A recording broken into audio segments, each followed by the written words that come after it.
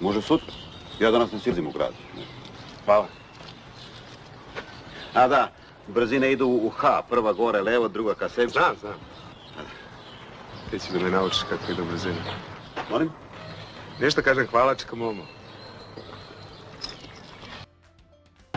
Kloni bre tu pušketinu. Ne brinite, puška je zakočena. Tata, pukla guma. Izvinite, slučajno, bila je prazna. Napolje. Ma nisam hteo, možda napolje. Napolje! Šta sam rekao?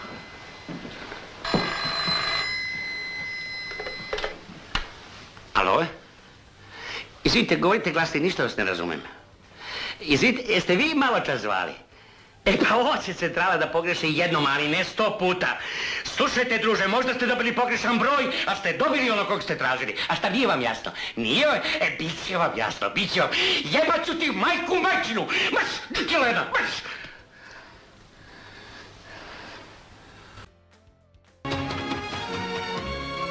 Mesi, neće ništa ti škoditi.